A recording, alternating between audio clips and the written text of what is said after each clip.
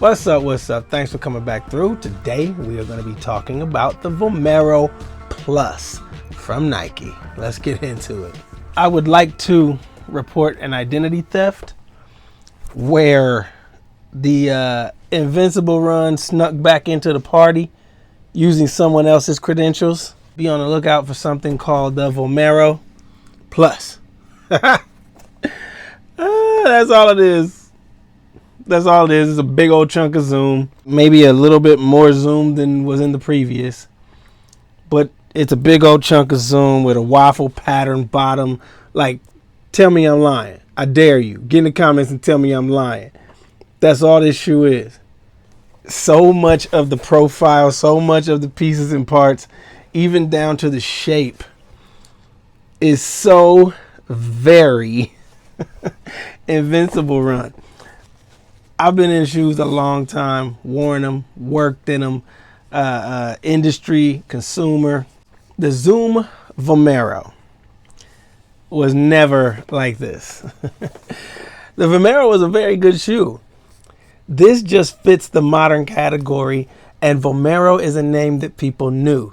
Vomero has a lot of iterations like the Pegasus, maybe not that much, but it is well known as a slightly more stable, slightly more over-cushioned version of the things that were happening with the Pegasus. Often came with a dual density. Now you see kids wearing it for style. They wear the old model like the Zoom Vomero 5 for style. I've got several Vomeros in the collection, starting with the older ones all the way up. This is an Invincible run. Nike, we talked about it with the Pegasus. That Peg Plus, it was actually an Air Max, the way that it sat, the way that it was shaped. And there were several of you in the comments on that video that agreed. Nike is going through a very interesting thing of rebadging modern technology with respected names. Their sub-brand names, their model names carry some weight. And so they've been bringing things back around to get people to buy new technology or new looks and new styles that they would never be able to sell with the previous name. The Invincible run was not the hit that they thought it would be. Very good shoe. This is my second pair. I love them. However, it was not respected. It was not what they expected. And that name did not help matters, because it was the last in a long category of run shoes leading up to the all zoom, no plate. That caught people off guard. It was a little unstable. It was wobbly. It was unruly. Well, they didn't change any of that. They just named it the Vomero so that you would rock with it. Clever Nike. So let's go through it. Upper midsole, outsole, like we always do. And this will be a simple one because these shoes already existed as another shoe through and through. I'm willing to say that right off top. Doesn't make it any worse or better. It simply means that what you're getting is something that you're probably familiar with and it's just been rebadged. Even the price point is exactly the same. Let's go. There are two models that you will see running around out there lately. You're going to see the Zoom Vomero, and then you're going to see the Zoom Vomero Plus. The Plus model has a couple of different features. The Zoom Vomero is using React X and Zoom X in a dual density midsole, and the split is kind of hidden in that bulbous look. We're looking at a 150 to 180 price point from the Vomero to the Vomero Plus. These, little more bulbous, and then a much airier upper.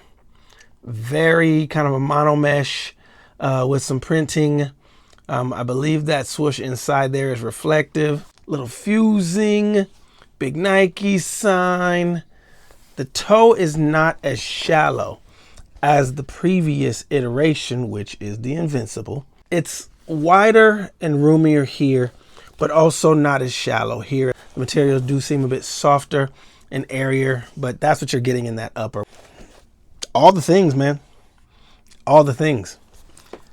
Loop, great collar padding, you know, the exact same tongue as the Invincible. Laces are a little spongy, but it's what Nike's been having. So if you're used to that lace, It's not going to throw you at all. They've got a ghillie lacing system that I do like. I've always liked ghillie lacing, and if you look really closely in there, you can see it's kind of just like a wire that pulls up on the entire upper as you cinch it. I've worn them both no socks and socks. Either way works. I usually wear them with no socks at first to imprint my foot without any sock slippage. And then when my imprint is in the insole, then I'm good to go with the socks. Look, man, there's a plan. When I put a shoe on, there's a plan, baby. Come with me. Let's go midsole. And the story is exactly what you see. A massive chunk of Zoom X with that kind of alien eye look, borrowed all the way back from the Jason Kidd shoes back in the mid 90s. I want to say that was the Zoom Flight 95. That kind of came back, and those colors, you know, make it look like it's vibrating as you're walking. But that is one solid chunk of Zoom X, and it feels just like that. Now, what I've noticed with Zoom X, much like with the Invincible, is when there's enough of it, it doesn't feel as mushy. In small quantities, and I know that there's different formulations, but in smaller quantities, you can feel that you're pushing straight through it. But with a chunk like this, the density changes. The bend ability, like you don't need a plate when you have that much Zoom X. It's just not going to bend. It's more going to roll. It's very, very plush. It's got some smush to it. It's got some smush, but you reach a point where it begins to push back, or at least it gets dense and stiffens up for you. I like that. There's nothing else to say. It's a massive chunk of Zoom X.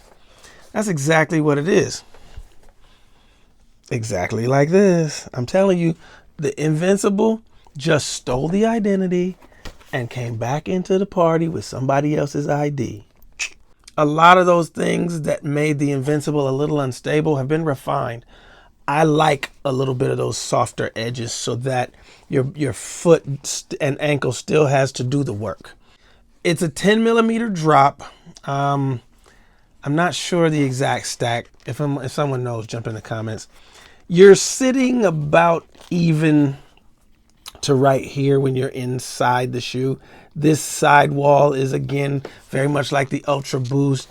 It rides up. You get on top of it right about here. But back here, you're down inside of it. So just something to be aware of. I took these on a couple of workouts already. I went to the treadmill last night, put in a few miles on the treadmill. And then this morning, did a 2-mile walk. I wanted to walk and roll through my entire foot, not just my running gait. So I wanted to get the entire foot impression in there, get the entire shoe working, and then test it out before I had a full opinion on it. I always like to test the shoe out before I get on here and talk about it. It's a good looking shoe. This colorway got me. There's several colorways, and Dick's Sporting Goods actually had them. I was able to walk right in and get them. All right, so that's upper and midsole. Let's talk about this outsole. It gets kind of boring with Nike. And boring ain't bad. It just means it's expected. Waffle pattern outsole. Beautiful roll. Couple of channels there. There's no weight savings in a shoe like this. They're just going for maximum traction, maximum cushioning. Great waffle pattern in different sizes and shapes rolling all the way through. Again, one last time. Look kind of familiar? It should. Because this is what it is, guys. It's just what the shoe is. I'm sorry, it's not my fault. It was a little bit, some sprinklers were going off this morning. So as I stepped on wet concrete, maybe it's just because they were brand new, it was a little bit slippery. But it quickly gripped right back up. I could see taking this shoe on some minor trails, gravel, a little bit of dirt, a little bit of grass. In terms of the weight of the shoe, in terms of what you're getting, and I usually don't mention weight, but you're getting a really big chunk of shoe. And so the idea is it's max cushioning. You're not going to be going super duper speedy in this shoe, but it does play a little faster than you would think. And for all of this shoe, we're looking at 10.3 ounces. This is a big shoe that doesn't feel heavy. I like it. Now, when comparing it to, say, the Peg Premium, there's no comparison. The Peg Premium is a faster feeling shoe. But this one felt great. Again, a little more smush in this one.